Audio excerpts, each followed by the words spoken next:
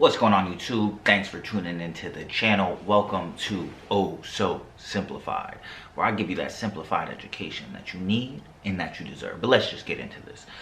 So you see the title, you see the thumbnail. Why I quit smoking and drinking, or drinking and smoking, because that's the order that it was done. So first I want to go with the drinking.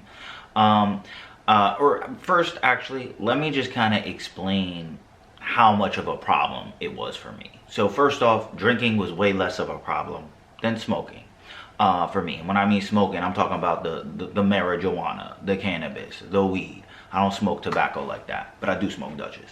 But I digress. So drinking was something that I wanted to take on last year. So I read both of Alan Carr's books. If you haven't read it, it's like The Easy Way to Quit Smoking was the first one. He was talking more about cigarettes and the easy way to quit drinking. The reason why was at the end of 2019, I went on basically we had a holiday party. I closed like a good deal because I'm in sales still, but I was in sales at a different company at the time, and I closed a big deal. Everybody's drinking, and then I start drinking. I'm the kind of person that has a very addictive personality in anything I do. When I work out, I'll work out a ton. And you know, when I drink, I'm gonna keep drinking. Once I get started, I don't really have like a chill. And drinking. I was pretty drunk. I go back to one of my coworkers' apartments at the end, and we had a little bit of bud to kind of smoke.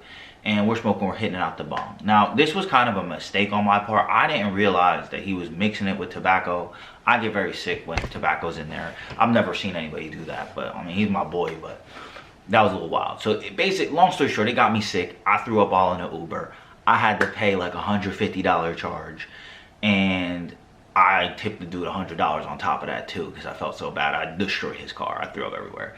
Like, it looked like a murder scene when I woke up the next day, and I looked at my bathroom. It was all over my sweatshirt, all over my toilet. It was just everywhere, and I was just like, dude, you got to make a change. You got to make some serious decisions in your life, because you're trying to do these things. You know, you can't be just getting trashed like that. I mean, nobody really saw it. It was all kind of hidden, but it's like, what if it wasn't? What if that happened at the place? Now, certain things got mixed, and that was really the reason why I got so sick, but it was just really like kind of a wake-up call for me. So all of 2020, the beginning of 2020, basically until July 4th, I didn't have a sip of alcohol. It was the longest I've gone probably since I was like 14, 15, maybe even 16. At the oldest, 16, but definitely the longest I've gone since 16. And at that time, I was 27, 28 during this decision. So it wasn't so hard to me. I'm not gonna act like I didn't. Obviously, I said I drank on July 4th. I drank a couple times throughout 2020, but it really wasn't the same as, you know, I was doing it before, where it was at least every week and probably multiple times in a week, like 2 or 3 times in a week. Whether or not I went out or did it by myself, I was drinking. And I stopped. The biggest effect that I saw was it gave me a lot more energy, but there was a second effect that it really led me to my second vice that was already more of a problem. And I knew that I had to stop drinking first, because drinking for me is like, drinking and smoking to me is like, drinking is like pooping and smoking is like peeing.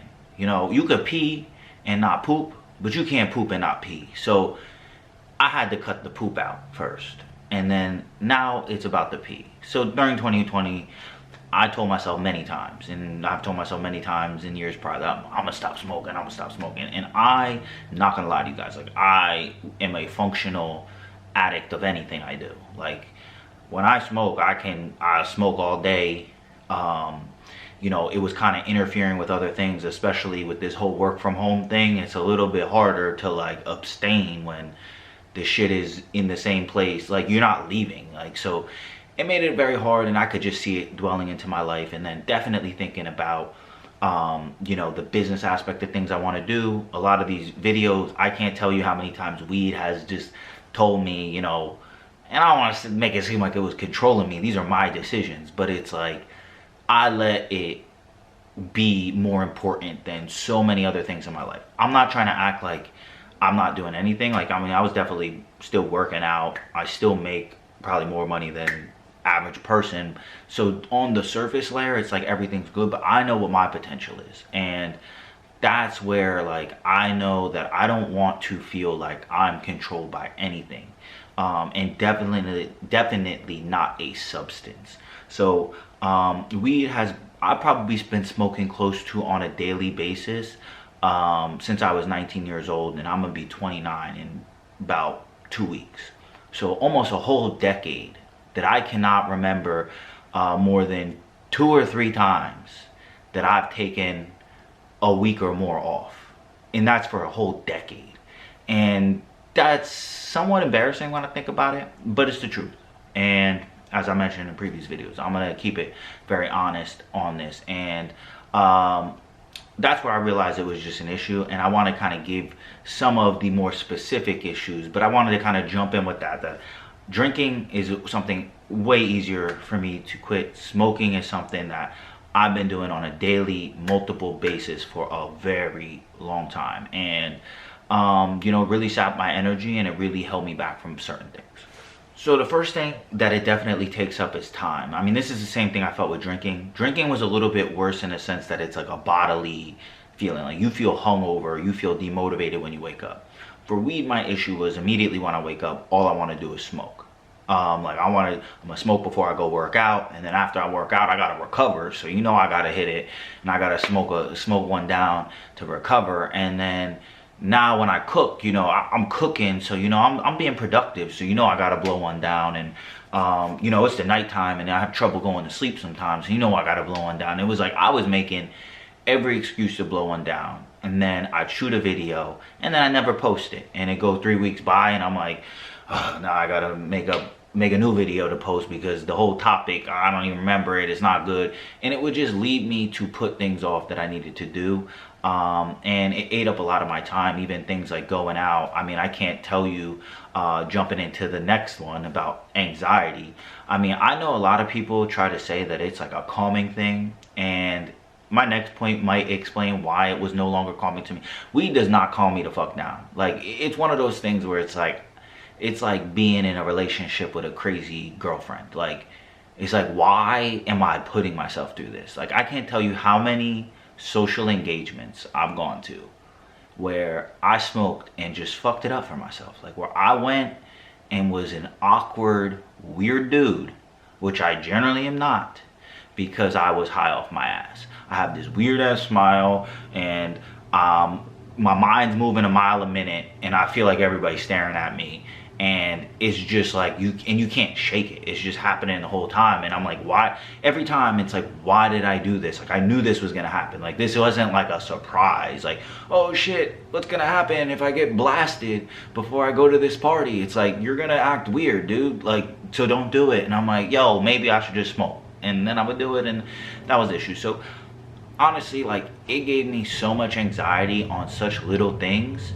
and I really just don't want to feel like that anymore. And it's like, I don't really, like, I would convince myself almost before that I was like, oh, it's all good, and then I smoke and be pissed that I'm smoking, or I quit for 4 hours and then re-up and then be like, yo, why did you just call it a Cali, man?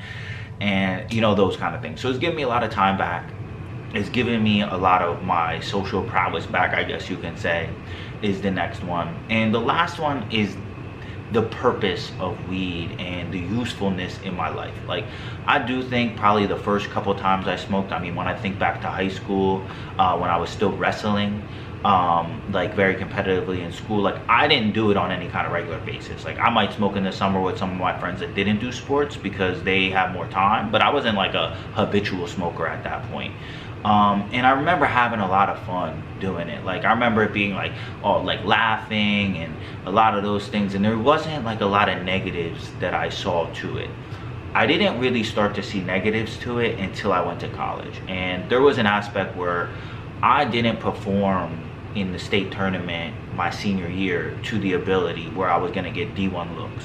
So I really had a void my senior year once I stopped wrestling, and I think that's really when I started to go a little bit deeper into drinking and smoking, because I remember I started to smoke during the school week. I remember I went to school high, I think once or twice. So those were things I would have never did before while I was wrestling, because I was taking that super serious. And I think that's kind of when it started. And then as I got into my 20s and beyond, that's when I started to remember the negative highs that I would have, where I'm high and just feeling like shit. You know, I was really broke in my early 20s, trying to like knock on doors to paint houses. Like during my later college time, I was really broke. And I remember going to work as a server sometimes, a little bit blasted, and just feeling like, why did you do this? Like, and having trouble, you know, managing my tables and trying to drink coffee to overpower it. And then fast forward to my later 20s, it's like, I don't really get a lot of the positive benefits as much as I did before anymore. Like, the only times I do is when I've done everything I needed to do for the day, and I do it at the end of the night. But I know that I am an addictive person. So if I have more, it's not gonna stop at that night. I'm gonna wake up and I'm gonna smoke some more, you know. And it's legalized in New Jersey, but there's not places for it. And honestly, I just think I need a clean break. Even if it was like legal, where I could just pick up, you know, one blunt and just smoke one blunt. But like, I just know I don't have chill, and I understand that about myself. And like my past video talking about systems and processes, talking about the willpower, like I don't want to have to use willpower every day when I wake up. Like, I'm not gonna smoke, because I know that's too hard for me. That's not how my brain works. I'm an all-in type of dude. If I'm gonna do it, I'm gonna do it. That's just how it works. So that's the other thing for me. So I don't really have like a long, it's been like 3 days, because I got hired in a kite on New Year's Eve. So it hasn't been very long since I have stopped. So I'll keep you posted on some of the things that I've learned and the things that I've gained. But the main reason, just to kind of recap them, is just that it was taking up a lot of my time. Like a lot of my time that I'm high and I don't want to do anything, and I have an excuse why I don't have to do anything because I'm blasted. And then it also gave me tons of social anxiety and just general anxiety. But the social anxiety was the worst. Like when I would go to the gym, it's like I just don't want to make eye contact with people because I'm high and I just want to work out, but you're in a place with very bright lights and a bunch of people.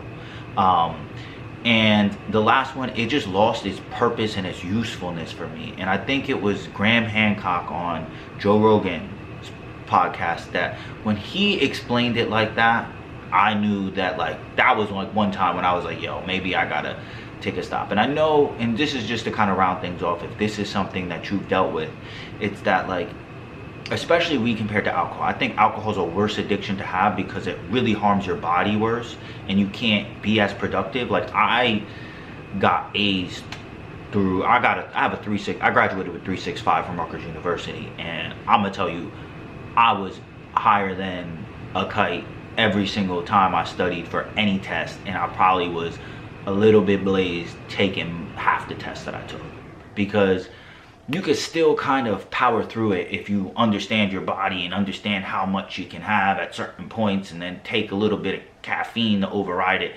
And I think that even makes it a little bit more insidious because it cons you into believing that you're doing what you need to do, when all in all, it's like you're not living up to your potential. And as I said, the theme for me this whole year is make it happen. I'm not gonna let anything really hold me back from just kind of pushing towards what I'm trying to do. And that's one thing that I definitely think was holding me back, and it's kind of a commitment I made to myself. So if it's something you're dealing with, you know, it is a real thing. You can be addicted to weed. I hate when I fucking hear people tell me you cannot be addicted to weed, because you absolutely can. And I don't think these neurological exams are either extreme or entirely accurate, or they're not entirely encompassing all of the ways addiction works. But that's my 2 cents on it. This was a little bit of a long one, but it was something that is just the truth. If you like the content, like, comment, subscribe. If you mess with the vibe, welcome to the tribe. And until next time, peace.